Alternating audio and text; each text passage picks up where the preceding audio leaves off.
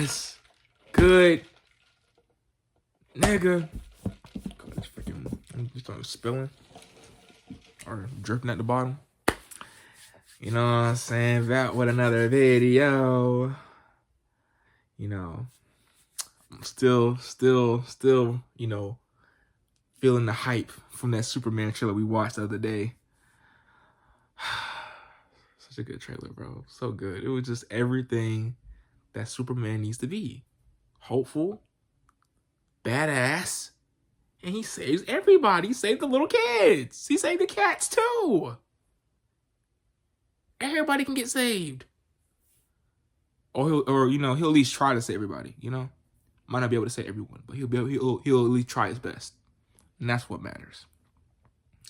But anyway, we got a video from my boy Troyoboyo17. I love his channel. I feel like me and him would definitely like talk about Superman for like hours, and the Flash, because he loves the Flash and I love the Flash too. But yeah, he got a video called James Gunn's Superman trailer gives me hope. And I feel that, man. I feel the exact same way. Because literally, like, I was so worried. Like, obviously, I had a good feeling he's going to understand the character, because he also was saying how much he loved the 1978 Superman with Christopher Reeve. So we had an idea of what he was going to do with this universe, and kind of like how he's going to take his Superman in what direction. So we kind of had that going into it, but we just didn't know if he was going to capture that essence. And he like literally did. And it's like, it's just so beautiful. Like it gives like this whimsical, like new world that I'm stepping into. Like, I just love the feeling of it, bro. I don't know. It's just something about it. But anyway, before we get into this video, like, comment, subscribe, you know what I'm saying? Hit the post notification bell so you know when I'm uploading videos. And without further ado, let's get into it. So, the first teaser for James Gunn's Superman just dropped, and I am so excited. I've been following the production of this for years, ever since it was announced, and to see it finally in motion feels kind of unreal. There's a lot riding on this movie. Not only is it the proper start to this new DCU and James Gunn's direction for the universe, but it's also the first solo Superman movie in 12 years. And so, if this flops, it might mean the end of the DCU. We might not get a chance to see the big blue Boy Scout on the big screen for a while, and we're gonna have to endure a whole other decade of people saying that he's boring. Oh, what's that? And you know it's gonna be straight Batman. You already know it's gonna be Batman, the Penguin. Oh, you want more Batman? More Batman. And we're just gonna have people just saying Batman's the only character that's good in DC forever. We don't want that. So if you want a DC universe that shows love and it shows light to every character, even the characters that haven't been adapted yet, i.e. Wonder Woman fans that are kind of weird on Twitter that be trying to act like he's not going to do a Wonder Woman project. Like, he's going to do one. Calm down. Like, how about we all rally together as DC fans, support the movie, so hey, we can get more things for DC fans, for all of us, so we can all eat. Y'all see it. Y'all just don't want to. Y'all just want to be complaining on Twitter, being weird. Crypto? Okay, no, yeah, this is gonna be the best movie ever. Crypto looks so fire, bro. This video is brought to you by DoorDash. With DoorDash, you can have almost anything from your... Hey, man, you know what I'm saying? Great.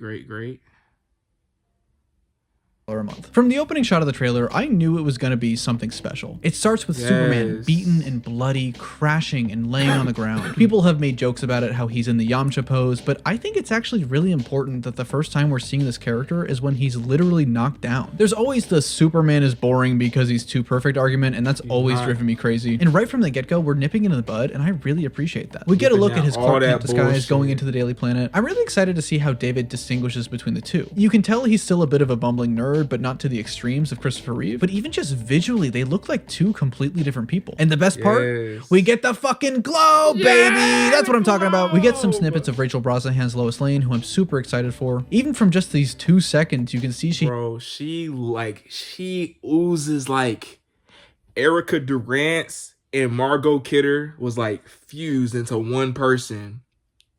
Like, it's so crazy. Like, I'm so excited to see her Lois Lane. Like, and I love, one thing I love that I didn't mention in the reaction, I really loved how they're focusing on like the romance between Clark and Lois, because that is so important to the Superman character, to Clark's development too, and to further on his story. Like he'll literally, like, they'll get married and have a super son, Jonathan Kent.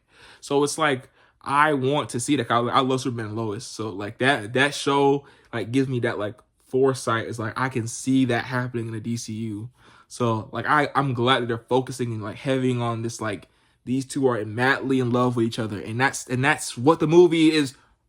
Part of what the movie's about is following their romance while also following Superman and his story. Obviously, it's so exciting, bro. And we got my nigga Jimmy, bro. My nigga Jimmy, bro. The nigga got killed off in Zack Snyder's fuck ass universe, bro. Has all the exaggerated swagger of Lois Lane. I also especially love this shot of her and Clark. It feels so Smallville season 8. Yes. Which is a good thing to me. Yes. Thank you, bro. All I've been seeing on Twitter is niggas talk about Smallville and putting the Smallville next to the Superman shit.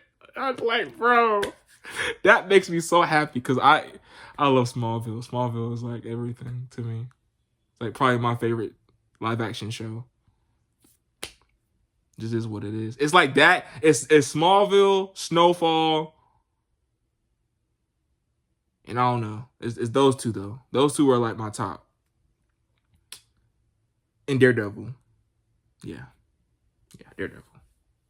Like season 8. And based on later in the trailer, it looks like she already knows Clark is Superman. I think there's a lot of fun that comes with the secret identity drama, but it's also a good way to show that we're a little further along into his career and get some of that out of the way. Maybe he even tells her somewhere in this movie so we can get a little bit of both. We also get a quick look at the rest of the Daily Planet crew, like Cat Grant and my boy Jimmy Olsen. Imagine he gets shot in the head in this one too. Stop. I'm not gonna lie, that would actually be pretty funny. I also love the few shots we see of Nicholas Hoult as Lex Luthor and his shiny ass cue ball head. Like I love just how pissed he gets when he sees Superman flying by. And the Luthor Court building is so crazy. Big. I love it. It looks like they're leaning into the stylization of Metropolis's architecture, which is one of those things that I really wanted to see. And of course, the heart and soul of this trailer, and that's Crypto the Superdog, who comes to save Clark and take him back home. I love how powerful they're making this dog look, like the giant plume of snow from him running, only to reveal he's just a little scrappy guy. I've talked about it before, but I think it's really cool that James is basing him off his real life dog that he rescued while writing the script. And I think that his role in this trailer showcases a lot about what this movie's trying to say in its themes. From there, we see a little shot of Superman saving this girl from a giant kaiju monster, probably the same one that shows up later in the trailer. And I gotta say, it's really nice to see a Superman movie where he's actually focusing on saving people. Oh wait, he totally broke that girl's neck. Oh god, not again. The CGI can be a little bit wonky, but remember, this is coming out in July. There's a whole 7 months to clean things up. Part of the reason I have so much faith in this movie is that they had almost a full year of post-production, compared to almost half that for a lot of MCU movies. Like Fantastic Four is supposed to come out the same month, and that just wrapped up filming.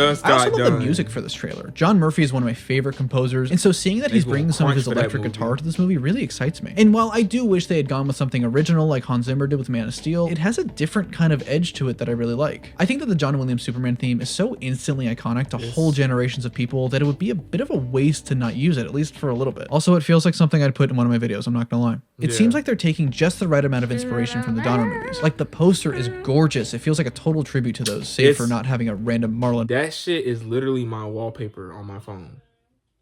Don't get it fucked up. That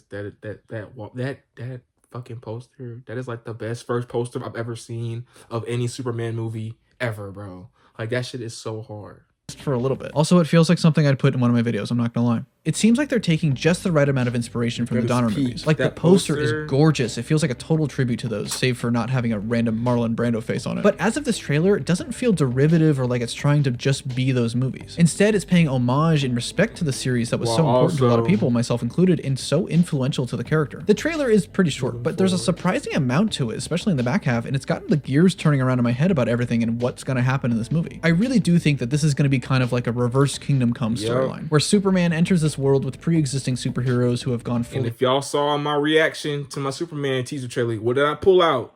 Kingdom Come, and that's what's going to be the story. At least it's going to be taking inspiration from Kingdom Come. It's going to be the whole, him being the person to bring in that new age of heroes that care about, being heroes and, corporate greed and whatnot and stuff. So I'm just hoping that we get I'm hoping that we get like a scene of like Superman, like like Superman like having like a full ass monologue, like him just talking his shit. Like that's what I want. It's probably gonna be somewhere in this movie. I don't know. I could be just spitballing, but I feel like Superman gonna have like this monologue. He's gonna just say what he feels. Like he's just like, I believe, and da da da da da da. Like he's just that strong conviction that I love of Superman. Like he just believes in that hope. Like full stop. Like I just love it. Corporate and forgotten what their role is, and he inspires them to reflect on that and up their game. We see a little bit of Nathan Fillion's Guy Gardner, Isabella Merced's Hawkgirl, and Eddie Gathega's Mr. Terrific, who all look great. Honestly, it's just really cool to see a Green Lantern in live action again, I'm not gonna lie. It seems like they're part of the JLA or some other team with a different name, and they're being sponsored by Sean Gunn's Maxwell Lord, which is why they all have the same kind of uniform. And I think this is the perfect opportunity for a bit of a commentary on the superhero industry itself. As of late, executives and CEOs have essentially treated these movies like they're money printing machines and forgotten why people fell in love with these characters to begin with, which is why people claim there's a superhero fatigue. And who better than to remind everybody of that than the first superhero? We also see this guy, who a lot of people seem to think is Brainiac, but is actually Anthony Carrigan as Metamorpho. I'm not sure what role he plays into all of this, if he's on the same league as the others or not, but his makeup is insane. I can't even recognize him. There's this shot with Clark and Pruitt Taylor Vince as Jonathan Kent. From the looks of it, instead of dying suddenly from a heart attack, I think that Paw is actually slowly dying, which sounds really fucked up to say, but if you ask me, that's such an interesting change that I think works even better. It's yet another burden for Superman to shoulder, on top of everything else, and a constant reminder every day that he can't save everyone. And based on everything else Gunn has done, and the way he's been talking about this, and his inspiration from his personal life. Oh, yeah. Yeah. No, I literally forgot about that. He literally said he was really inspired from the script, talking about like his dad and stuff. He put the movie date. He put the movie on the day of his like dad's birthday, I think. Like, it's so crazy. Like, I think, yeah, he's definitely, like, paying homage to, like, his father while also doing that for Clark and Jonathan. This is gonna be hard to watch a little bit. We see Superman walk past this group of protesters. One guy even throws a can at his head, which is either very brave or very stupid. I'm not sure which one. Maybe both. It looks like he's visiting a memorial of some kind. Maybe the result of an attack he couldn't stop and even more people he couldn't save. And the JLA is actually standing up for him, which is really nice to see. It's very easy to portray Guy Gardner as a total asshole with no redeeming qualities whatsoever, but despite how much of a jackass he is, he has a heart of gold, and I like that we can see a little bit of that in the trailer. That is that's literally Guy Gardner. He is the douchiest motherfucker, heart of gold. If you read I literally read Justice League International, bro. I love him in Justice League International. Y'all gotta read Justice League International. It's so good. One of the standouts of the trailer is this kid, who raises a flag with a Superman symbol on it, hoping that he'll come to save him, which is such a great visual for what the symbol means, not just to Metropolis or America, but all over the world. I mean, I can't think of like a symbol that is as iconic as that one. We see later a news broadcast that says Baravian troops are amassing at a border. Bro. I'm not gonna lie, this kind of story is a bit of a difficult one to walk. You have to be very careful how you go about it, or else you end up with a white savior narrative, or worse, Wonder Woman 84. And so I think it's completely valid to be concerned about it, especially given how American Hollywood movies don't particularly handle that subject matter very well. But if it's done right, I think it has potential to be really poignant and impactful, especially today. And Gunn has handled similar topics with the Suicide Squad, and I think he did that right, so it's possible he can with this one too. Bavaria is actually a pretty deep cut. It's a fictional country in Europe that's only showed up a handful of times, first appearing in Superman #2 by Jerry Siegel and Joe Shuster. I love Golden Age Superman and how those stories framed him as the champion of the oppressed, and if there's any inspiration from that era, that really excites me. Probably the biggest question up in the air right now has to do with this guy. This big, beefy dude, all dressed in black with a big U on his chest. My best guess is that this is a variation on Ultraman. Ultraman is normally from Earth 3 as an evil Superman, but I think for this movie, he's maybe a clone of Superman made by Lex to quote-unquote prove that he's better. And he's wearing a mask to hide that he's a clone, and then it's like a big reveal. But then maybe over the course of the movie, he deteriorates and instead becomes Bizarro. Which I guess Superman and Lois kind of... Bro, everybody's calling that he's gonna become Bizarro. Like, I feel like if you're a Superman fan and seen a bunch of Superman content, you know it's like, he's probably gonna become Bizarro. It's like the most obvious thing that's gonna probably be his downfall. Like, it's gonna be like Ultraman is going to be the stand-in for the evil Superman trope, and Superman in the movie is going to defeat that trope both physically and narratively, where it's like, I am Superman and Superman is meant to be hope, and like, I'm beating this evil Superman. I am hope. I believe in the goodness of people. I'm not like Omni-Man, Homelander, none of these other niggas, and that's like important. Superman Lois is just really fucking good, okay? Like rest in peace to that show. Using Bizarro could also be a really good way to comment on the evil Superman trend that we've seen ever since the first Injustice released, and how people think what I say. Y'all ain't I ain't seeing me, bro. That someone like Homelander is what a realistic Superman would be like. And depending on the route they go, it could be really sweet if Clark beats him at the end by showing him kindness and helping him instead of just punching him. Also, look, this shot has the symbol backwards. That must mean Bizarro is 100% confirmed. I'm very smart. I said it before, but there's a lot of really high expectations for this movie. And for good reason. We haven't had a solo Superman movie since 2013, and even then, Man of Steel was divisive, to say the least. I have a lot of thoughts on that movie that I want to go more in depth another time, but it's safe to say a lot of people have been clamoring for that perfect Superman movie ever since. And because of that, I think those same people have created their own preconceived expectations of what that perfect movie is and the boxes that it has to check. You would expect the first Superman movie after Man of Steel to really be a course correction, to have bright, warm colors, always showing Superman smiling and saving everybody with no collateral damage, and just in general have a very specific kind of style and tone to it. Also, for some reason, a lot of people are really obsessed with making Starman by David Bowie this movie's unofficial theme, which, like,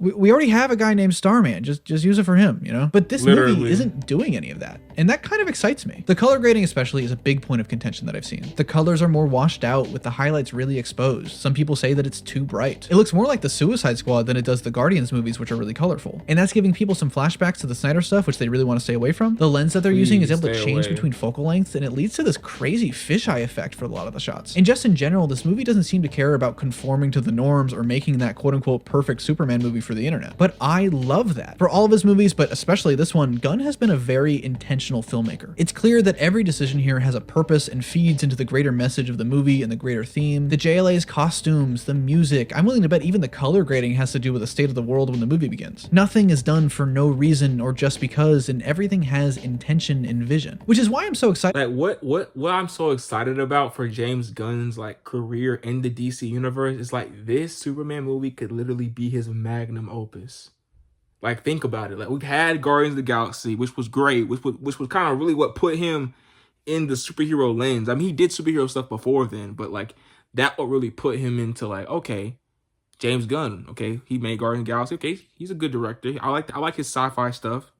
Then when DC got him and the Suicide Squad, he did that, and everybody was like, damn, this shit good. Okay, you can do Marvel and you can do DC and some like characters that aren't even sci-fi at all. And now, after that, he did Peacemaker, which was like, okay, now you can do a little show.